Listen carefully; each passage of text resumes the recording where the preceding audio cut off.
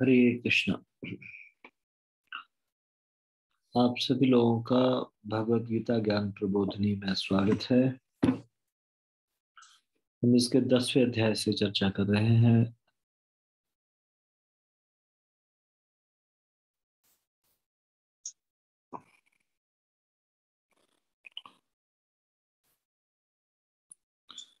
हमने हिरण के ध्यान में भरत की मृत्यु होना यहाँ तक पढ़ा था।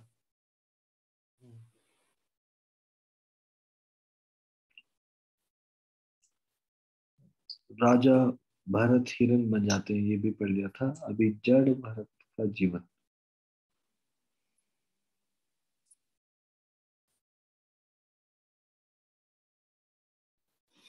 तो इससे पहले कि हम ये शुरू करें, कृपया आप सब लोग मंगलाचरण को पढ़िए एक साथ।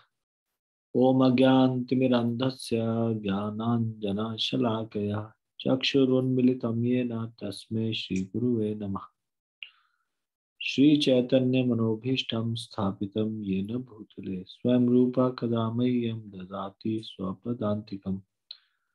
वन्देऽहं श्रीगुरोः श्रीयुतपदकमलं श्रीगुरुन् वैष्णवांश्च श्रीरूपं साग्रजातं सगं रघुनाथान्वितं तं सजीवम् साद्वैतम सावधूतम परिजन सहितम कृष्ण चैतन्य देवम श्री राधा कृष्ण पादान सैगन ललिता श्री विशाखान्वितांश। हे कृष्ण करुणा सिंधु दीनबंधु जगतपते गोपेश गोपिका कांत राधा कांत नमोस्तुते। तप्त कांचन गौरांगी राधे वृंदावनेश्वरी विश्वानुसुते देवी प्रणमामि हरिप्रिये। वाञ्छाकल्पतरुभ्यश्च कृपा सिन्धुभ्येव च पतितानां पावनेभ्यो वैष्णवेभ्यो नमो नमः। जय श्री कृष्ण चैतन्य प्रभु नित्यानंद श्री अद्वैत गदाधर श्रीवासादि गौर भक्तवृंद। हरे कृष्ण कृष्ण कृष्ण हरे हरे, हरे राम राम राम हरे हरे। ठीक है, अभी हम पढ़ेंगे जड़ भरत का जीवन।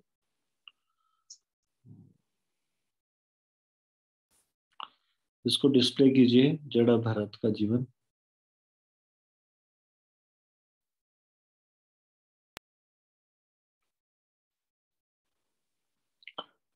अगले जन्म में राजा भरत ने एक विशुद्ध संतवत ब्राह्मण पुरोहित के घर में जन्म लिया और वे जड़ भरत के नाम से जाने गए।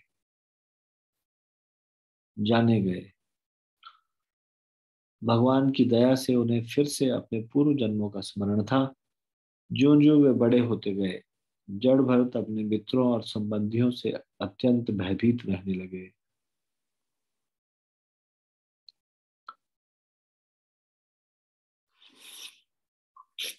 क्योंकि वे बहुत ही भौतिकतावादी थे और अपनी आध्यात्मिक प्रगति में उनकी तनिक भी रुचि नहीं थी।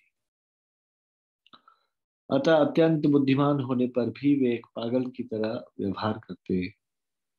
वे मूर्ख, अंधा और बहरा होने का स्वांग रचते, जिससे संसारी लोग उनसे बात करने का प्रयास भी न करें। परंतु अपने अंतर मन में वे भगवान के विषय में सदैव सोचते रहते और उनकी महिमाओं का गान करते रहते, क्योंकि वही बारंबार होने वाले जन्म मृत्यु के चक्र से मनुष्य को बचा सकते हैं।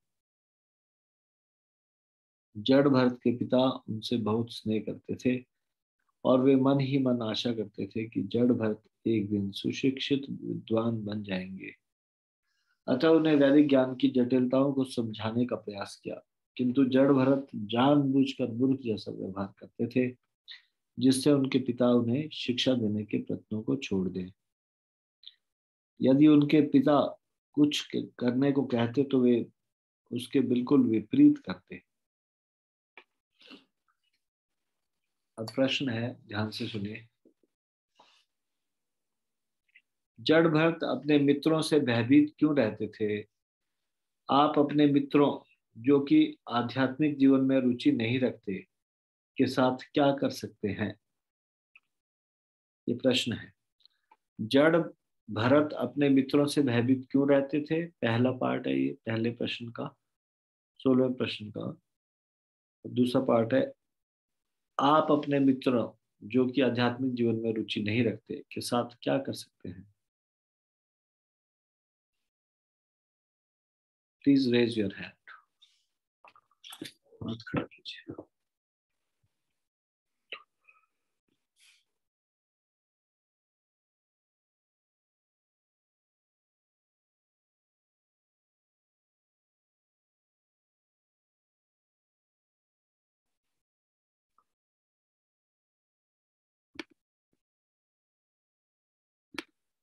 खुशी माता जी बोलिए। हरे कृष्ण प्रभु जी, दंडवत प्रणाम। दंडवत प्रणाम।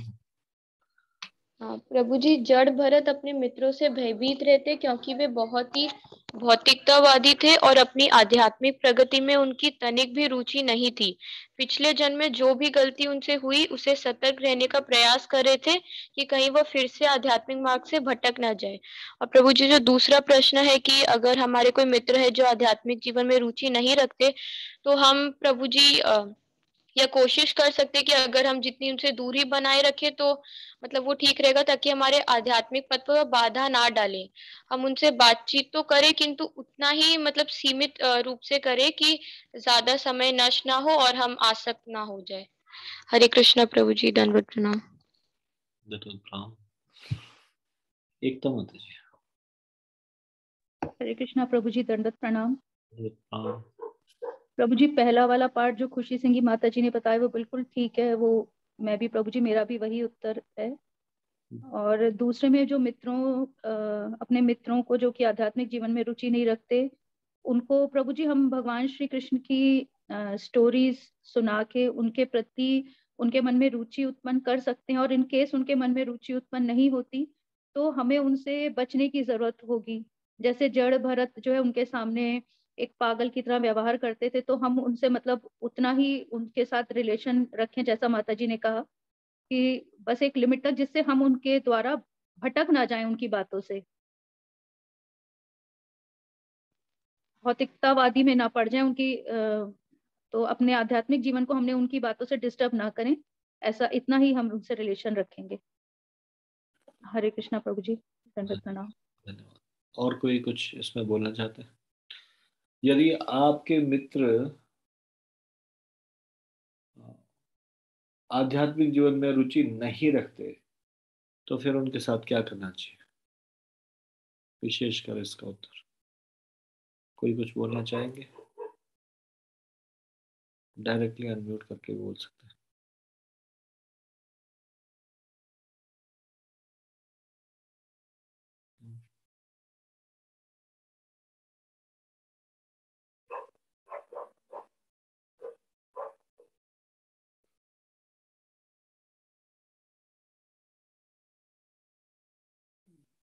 अब इसमें मैं कुछ ऐड करना चाहूंगा।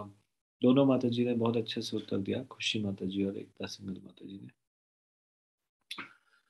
हम उनको भक्त बनने का बनाने का प्रयास कर सकते हैं, लेकिन इसमें सावधान रहना होगा। सावधान कैसे रहना होगा,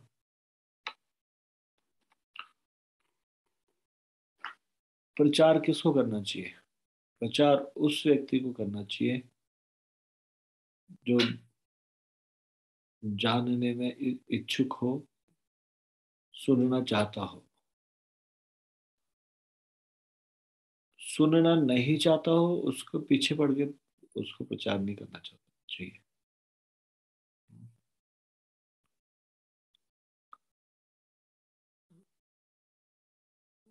दरअसल प्रचार में हम ये गलती करते हैं, जो सुनना नहीं चाहता उसको जबरदस्ती सुनाना चाहते हैं।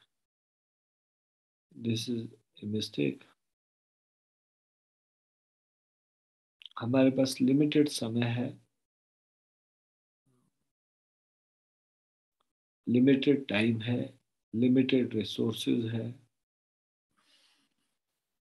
इसमें किसकी तरफ फोकस करना चाहिए,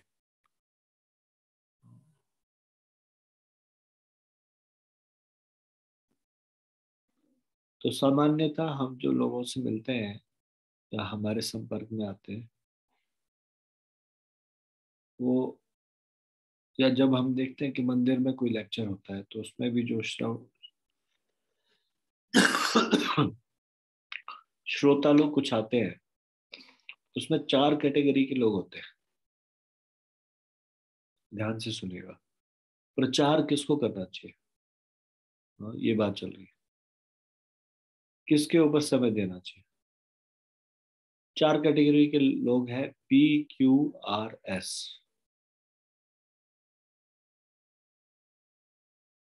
पी कैटेगरी के लोग हैं पक्का,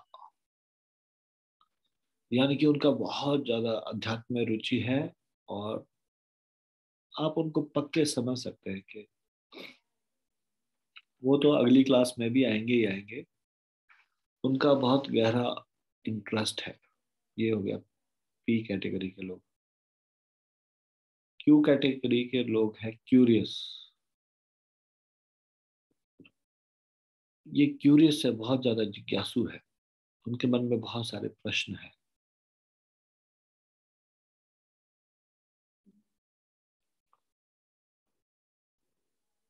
तो वो भी जिज्ञासावश मंदिर में आ जाएंगे, जब भक्तों के द्वारा प्रवचन में आ जाएंगे।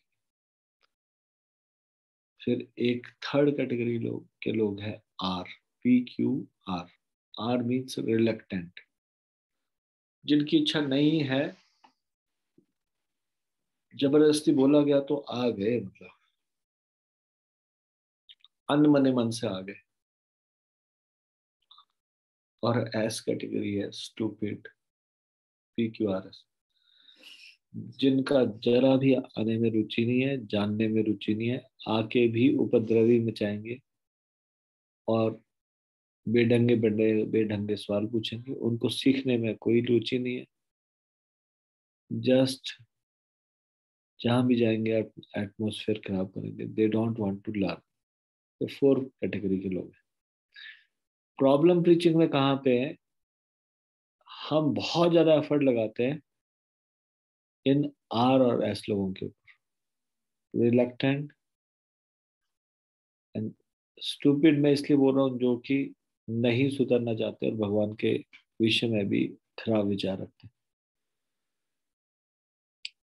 इनके ऊपर आपको समझ लगाना चाहिए। आपके मिलने जुलने वालों में भी ये 4 प्रकार के लोग हैं, PQRS।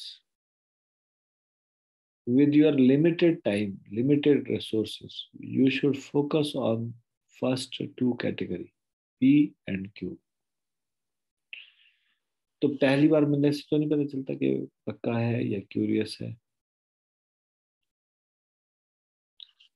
किसी भी प्रकार से वो ईर्ष्यालु नहीं होना चाहिए। ईर्ष्यालु है तो आप उसको प्रचार नहीं करना चाहिए।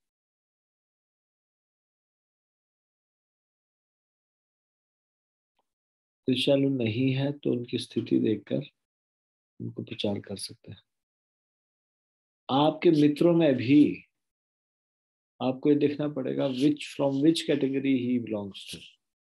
Weather he is P, he is from P category पक्का, Q category curious, R category reluctant, और एस कैटेगरी स्टूपिड।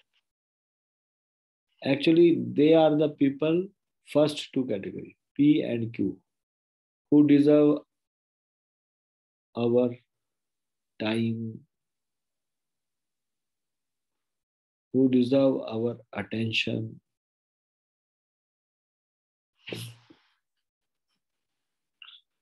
तो हम बदलने का प्रयास कर सकते हैं। हमारे मित्र यदि कोई भक्त नहीं है, जो आध्यात्मिक जीवन में अभी रुचि नहीं रख रहे, लेकिन यदि भगवान के बारे में बात करें और वो थोड़ी रुचि दिखाएं, तो फिर हम उनको बदलने का प्रयास करें। अदरवाइज हमको किसी को बदलने का प्रयास नहीं करना चाहिए। जो अपनी टेढ़ी बातों पे अड़ा हो, उसको अड़े रहना देना चाहिए, उसके साथ समय नष्ट नहीं करना चाहिए।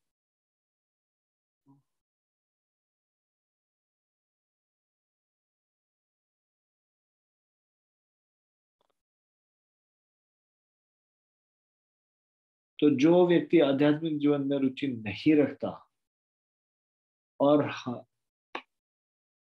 उसको हम भी प्रचार नहीं कर सकते क्योंकि वो is not interested, then we should maintain distance from him.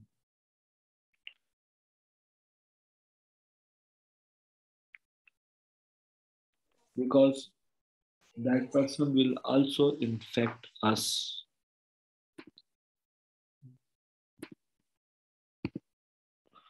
तो अपने मित्रों के साथ जो आध्यात्मिक जीवन में रुचि नहीं रखते उनके साथ क्या कर सकते हैं? उनके साथ जितना जरूरी हो उतना संबंध रखते हैं। पहले उनको प्रयास कर सकते हैं भगवान के विषय में, आध्यात्मिक जीवन के बारे में बताने में। अगर वो फिर भी इंटरेस्टेड नहीं है तो फिर उनको छोड़ना ही, उनसे ज्यादा गहरी आसक्ति नहीं रखना, यही एक तरीका। भौतिक संग से बचने के लिए दो उपाय। भौतिक संग से बचने के लिए क्या आप दो उपाय सोच सकते हैं? Please raise your hand. भौतिक संग से बचने के लिए कोई दो उपाय बताइए।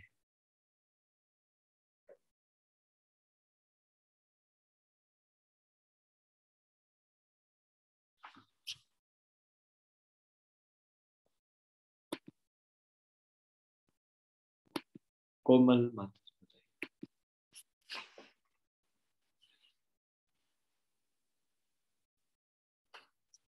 अनम्यूट कीजिए और बताइए।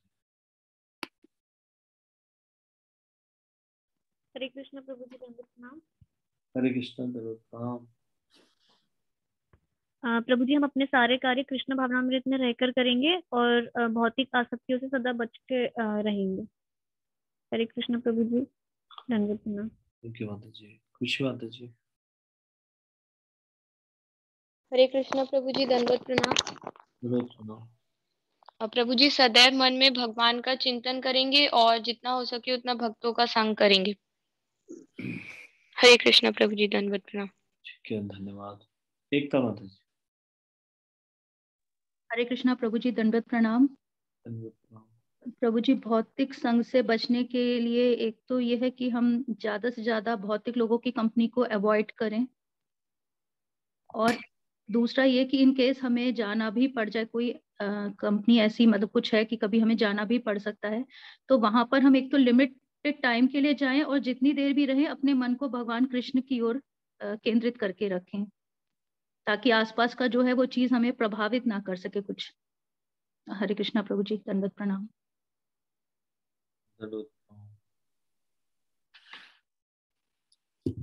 धन्यवाद। धन्ना सिंह प्रभु। प्रभु जी, दंडवत प्रणाम। दंडवत प्रणाम। साधु संग और दृढ़ विश्वास। साधु संग और दृढ़ विश्वास। और कोई बताना चाहता है भौतिक संग से बचने के लिए कोई दो उपाय? सरिता चौहान माता। हरे कृष्णा प्रभु जी, दंडवत प्रणाम। प्रभु जी, हम अपनी इंद्रियों को, सारी इंद्रियों को भगवान की सेवा में लगाकर प्रभु जी हम भौतिक आसक्तियों से बच सकते हैं, और प्रभु जी हम गुरु के निर्देश में पूरा दृढ़ विश्वास से उनका पालन करेंगे, प्रभु जी भक्ति करेंगे तो हम भौतिक आसक्तियों से बच सकते हैं प्रभु जी।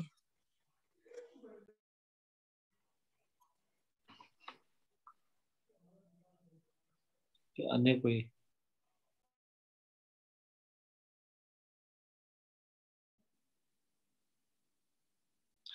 विनय भूषण प्रभु। यस। हरे कृष्ण प्रभु जी, दंडवत प्रणाम। प्रभु जी, एक एक्सपीरियंस बता रहा हूँ। अभी कुछ 5-7 दिन पहले एक मैरिज में जाना था प्रभु जी। शाम की रिसेप्शन थी, तो वहां पे जब गए तो रिसेप्शन में वो डीजे लगा था और डांस वगैरह वो सारे लोग कर रहे थे। प्रभु जी, मैंने जाते ही वो कुछ एकदम से एटमोस्फेयर ही अलग ही हो गया।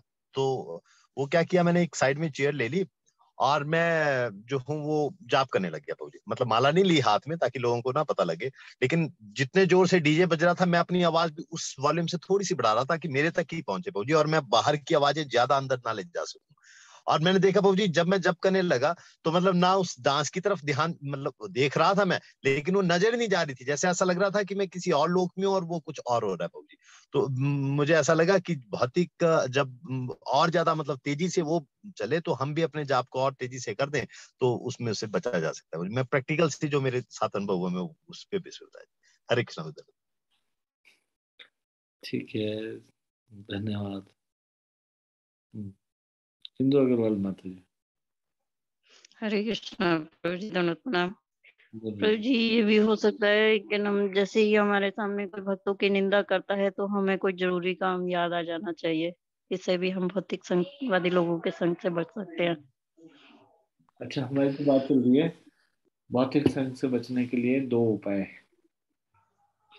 जी प्रभु जी। तो निंदा ना कर रहा हूँ, ऐसी संसार की बातें कर रहा हूँ तो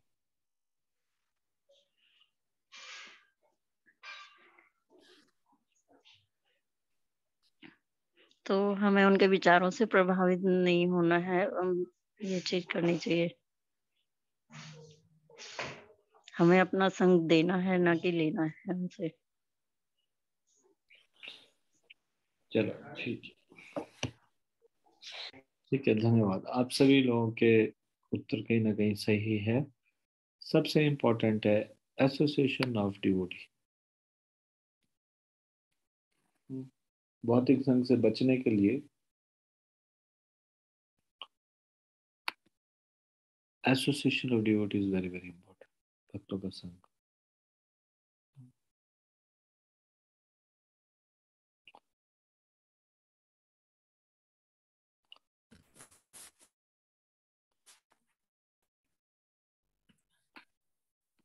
और अन्य उपाय भी हो सकते हैं।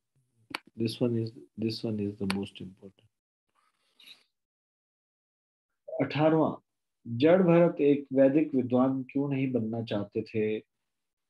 जब उनको इतना नॉलेज था तो क्या और उनका लाभ क्यों नहीं करते? क्यों वो एक वैदिक विद्वान बन जाते और उनको शास्त्रों का ज्ञान देते?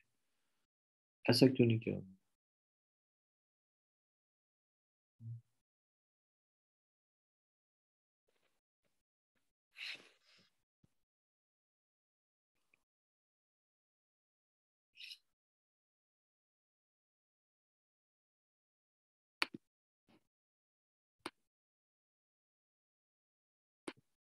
खुशी माता जी बताइए। हरे कृष्णा प्रभु जी, दंडवत प्रणाम। काम। प्रभु जी, वे विद्वान नहीं बनना चाहते थे क्योंकि वे अपने आध्यात्मिक पद से दोबारा भटकने की गलती नहीं करना चाहते और इस संसार से आसक्त नहीं होना चाहते थे, इसलिए वे केवल भगवान का ही चिंतन करते रहते। हरे लेकिन कृष्णा। अगर वो वैदिक विद्वान बन जाते तो क्या समस्या आ सकती थी? क्योंकि वो बहुत नॉलेजेबल थे, है ना, भाव के स्तर पे थे। पर अगर वो वैदिक विद्वान बन जाते, वैदिक विद्वान बनने का मेन कारण क्या था कि ना बनने का, वैदिक विद्वान ना बनने का?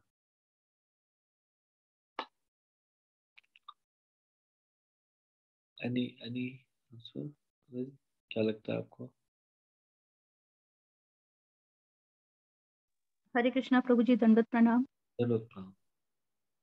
प्रभु जी, वो वैदिक विद्वान बनना और प्रभु जी भगवान की दिव्य प्रेमा भक्ति में लीन होना, वो दो डिफरेंट वो चीजें हो जाती हैं, क्योंकि वो तो आत्म साक्षात्कार के लेवल तक वो पहुंच चुके थे, जहां से वो भटक गए थे, भौतिक उसमें पड़ गए थे। तो जब उस लेवल तक पहुंच गए थे तो वहां तो उन्हें भगवान मिल जाना था। तो वो वैदिक विद्वान बन के भगवान तक पहुंचने का जो आत्म साक्षात्कार का था, उससे भटक जाते, वो खो जाता उनका वो मार्ग।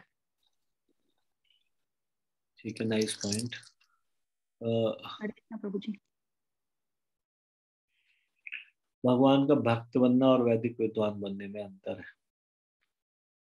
और कोई, किसी को कोई और नया पॉइंट दिमाग में आ रहा है इस तरह से? वैदिक विद्वान क्यों नहीं बनना चाहते?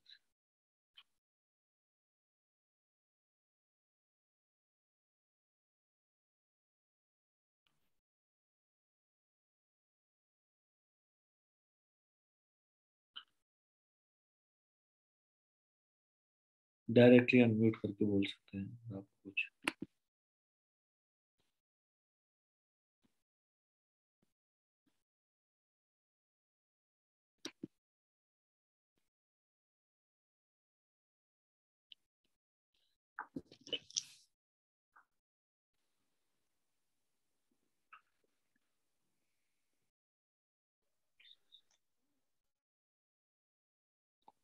पिछले जन्म में भी वो विद्वान थे, भगवान के भक्त भी थे, लेकिन विद्वान भी थे।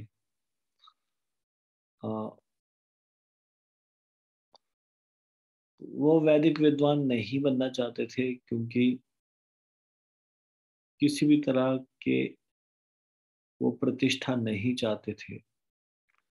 वो लोगों के नजदीक ही नहीं रहना चाहते थे, आसक्ति नहीं उत्पन्न करना चाहते थे। पिछली बारी उन हिरण में आसक्ति हो गई थी, अभी वो सावधान होकर रहना चाहते थे। वैदिक विद्वान अगर कोई होगा तो लोग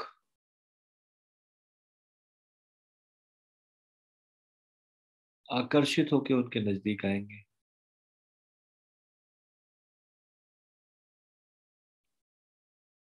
और इस प्रकार से किसी भी तरह से कोई भी आसक्ति ना पाली जाए, इस कारण से वो वैदिक विद्वान नहीं बनना चाहते।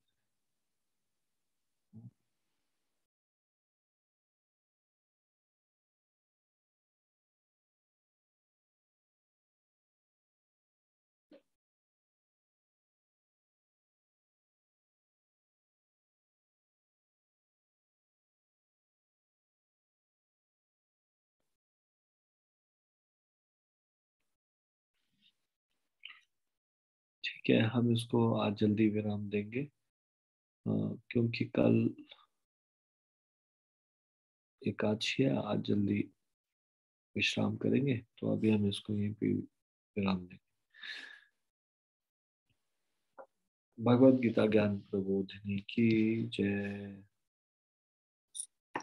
श्रीमद् भगवद गीता की जय। श्रील प्रभुपाद की जय। निताई गौर प्रेमानंदे हरि।